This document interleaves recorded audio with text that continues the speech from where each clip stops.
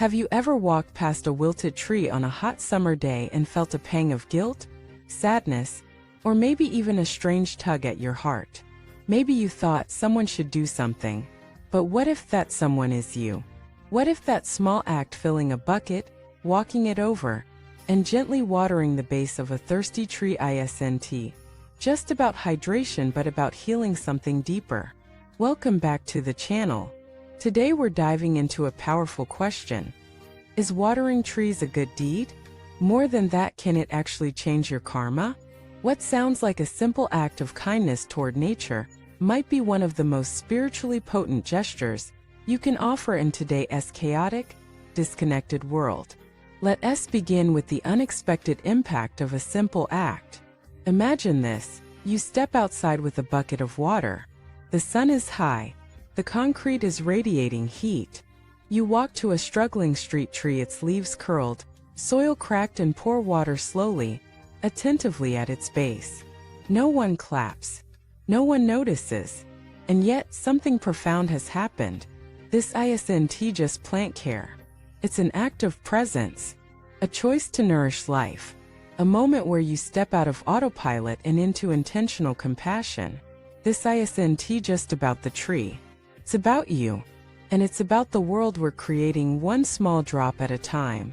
Let us explore why this matters more than ever. We're living in a time when heat waves are becoming the norm, especially in urban environments. Concrete absorbs and reflects heat, making cities significantly hotter than surrounding areas, a phenomenon known as the urban heat island effect. Trees are nature's air conditioners. They cool the air, filter pollution, stabilize the soil, and provide shade. But many of them, especially young or isolated trees, are dying from neglect. Watering a single tree in your neighborhood might seem insignificant, but it isn't. That one tree might offer shade to an elderly person walking home. It might be the only resting place for migrating birds.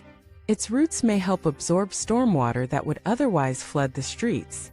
Multiply this by a few trees or a few hundred and you've changed the temperature, the ecosystem, and the health of an entire block. But this isn't just about the planet. It's about the philosophy behind the action.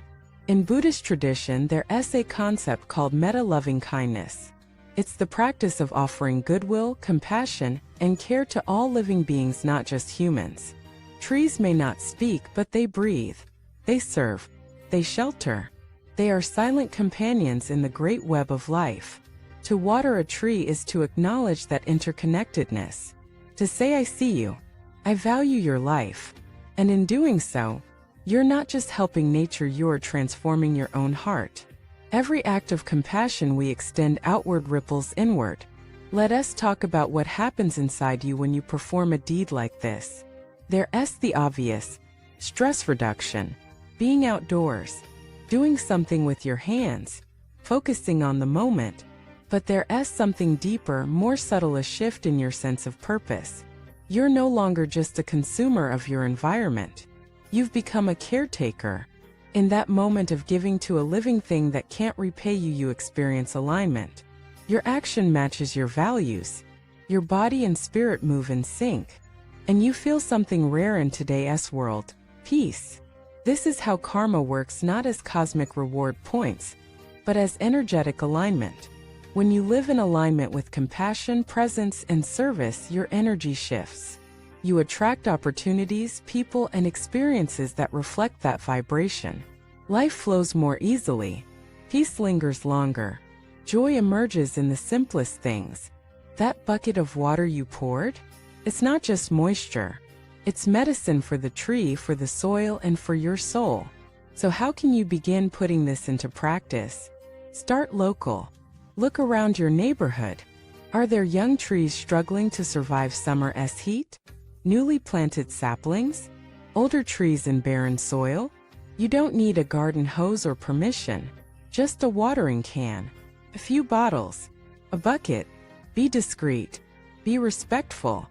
Be consistent. Morning or evening is best when the sun is low, and the roots can absorb moisture without it evaporating. Try to water slowly, deeply, once or twice a week. Make it a ritual, As you walk to the tree, breathe deeply. As you pour the water, offer a silent blessing. As you return home, notice how different the world feels, not because it changed, but because you did. Create a sacred routine out of something mundane. And while you're at it, invite others. Kids, neighbors, friends. Turn this into a community offering. Share why you do it, not to brag, but to inspire. Tell them, this is compassion in action. This is karma in motion. The best part? You don't need a perfect life to do this. You don't need a title, a degree, or a platform. You just need a moment, a bucket, and a willingness to care. So yes, watering a tree is a good deed. But more than that, it's a spiritual practice, a meditation, a karmic thread connecting you to nature, to community, and to your highest self. In a world obsessed with noise, achievement, and attention, choosing to quietly care for something that can't thank you, that's power. That's grace. That's transformation. Now I want to hear from you. Have you ever done something seemingly small that ended up shifting your energy completely? Have you watered a tree, planted one, or helped nature in some way that left a mark on your spirit? Share your story in the comments. Let us create a tapestry of quiet acts of compassion. Let us show that the path to spiritual alignment doesn't have to be grand. It can be rooted in something as simple as a few drops of water. And if this video reminded you of your own power to heal, subscribe for more insights like this. Like it, share it. Let someone else rediscover the joy of slowing down and serving life. Because sometimes the greatest karma isn't built in temples or retreats, but under the shade of a tree you chose to keep alive.